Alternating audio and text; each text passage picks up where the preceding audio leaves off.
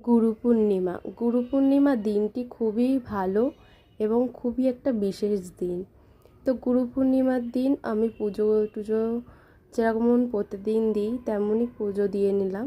তো যেহেতু যে পূর্ণিমা আর গুরু পূর্ণিমা, তো গুরুদেব গত হয়েছে, গুরুদেব নেই, তো তার ছবিতেই পুজো করলাম। তো আমার যেহেতু দীক্ষা নেওয়া হয়ে গেছে, তো পুজো টুজো সেরে চলে এসেছি রান্না করতে। তো গুরুবারে আমরা নিরামিষই খাই। আর এইদিকে আমি ভাত আর তরকারি বসিয়ে দিয়েছি।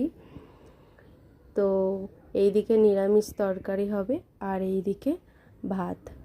আর এইদিকে আমি ওলডাটা কেটে নিয়েছি, এক এক করে রান্না করে নেব। আর এইদিকে কাটাকুটিটাও করে নেব। এইটা আমি সেদ্ধ করলাম বাঁধাকপি। তো বাঁধাকপি সেদ্ধ করে নিলাম। আমার এইদিকে ভাত আর ডাল দুটোই হয়ে গেছে। তো বাঁধাকপি সেদ্ধ করেছি। আর এই বাঁধাকপি কিন্তু অসময় তেমন একটা ভালো লাগে না। তো আমার শ্বশুরমশাই একদমই পছন্দ করে না, দিলেই তরকারিটা খায় না। তো তার জন্য আজকে ভাবলাম একটু অন্য রকম করে 2 রকম বাঁধাকপির পদ করব। আর রেখেও বর্ষাকালে সবজি এত পরিমাণে নষ্ট হয়ে যাচ্ছে, মানে কি বলবো, মানে একদিনের বেশি 2 দিন থাকেও না যে পরে রেখে করব বা কিছু। তো একবারেই আমার সবটা করতে হচ্ছে। তো পরে বলছি কি পদ করছি। এদিকে বর্ষার মধ্যে শুধু জামা কাপড় ঘর বাড়ি নয়, বলো হলুদ বলো যাবতীয় কোটোগুলোও একটা জল জল তেল চিটে একটা ভাব হয়ে গেছে। তো যাই হোক, আমি এখানে সবজিও কেটে নিয়েছি আর সব কিছুই আমি ভালো করে ধুয়ে টুয়ে নিলাম। তার মধ্যেই দেখো বাঁধাকপি দিয়ে একটা সুন্দর পকোড়া বানিয়ে নিয়েছে, একদম মুচমুচে খাস্তা।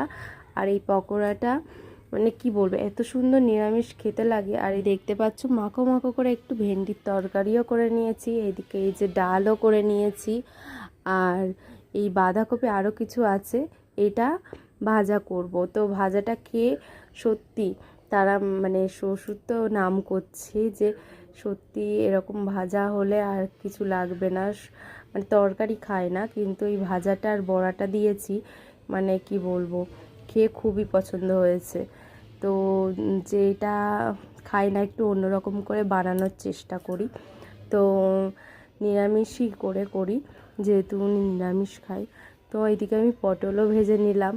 তো কত কি রান্না করতে হয়, একা হাতে সবটাই করে নিচ্ছি। তো দেখো আমার এদিকে ভাজাভুজিটাও করে নিলাম। আর এইদিকে আমি